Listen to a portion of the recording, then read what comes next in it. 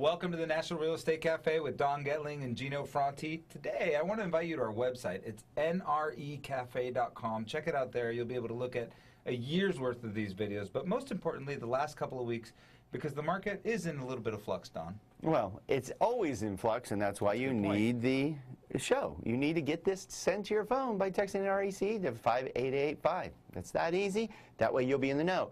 For example, everybody's concerned with whether they can get loans these days. Has it changed? Because there was a time it was difficult to get a loan. There was not much financing out there. But basically, it's all back. You just have to qualify, heaven forbid. Well, but this is what's interesting. What we're going to talk about today, in fact, let's pull up the slide, is FHA. You know, a lot of times people think that FHA is only for people with the absolute worst, horrible FICO scores, and that's not true. And that's what I love about this chart that we're looking at today, is it's showing us the usage of FHA over the last 8 years, depending on FICO score, Don. Yeah, the main areas are between 640 and 719, not 720 and above. That's actually a lot less. I mean, you're talking the biggest pack of users of FHA loans, which is one of the most flexible loans out there, is between 640 and 679, not 700 plus. Right, so let's talk about that for a minute. One of the reasons that we're using them in that price range is because the hits, that we call them, on conventional loans are so bad for lower FICOs that it actually is cheaper to finance your home with FHA if you have any FICO. You know, people think you have to have a 620 to use FHA. That's not true. Even if you have a 680, if you're buying a $600,000 house, FHA might be the cheapest payment.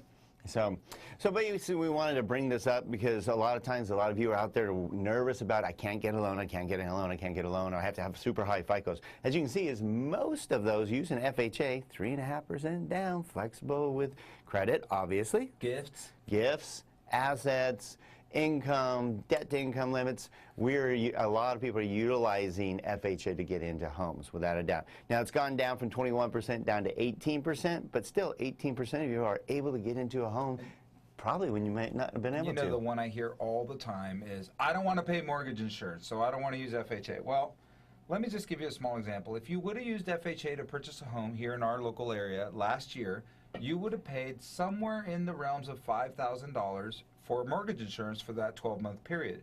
If you would have bought a $400,000 house at that time, it's gone up approximately 6%. Okay. So you would have made $24,000 in equity and paid $4,000 to $5,000 in MI.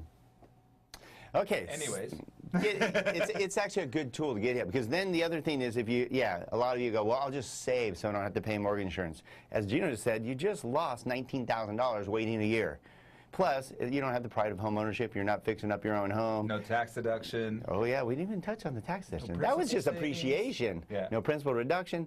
There's a reason why when you buy a $400,000 home, and even at 5% down or 3.5% down, you're looking at a net worth well over $200,000 within 2 years, based on your principal reduction within 10 years. 10 years, thank you, 10 years.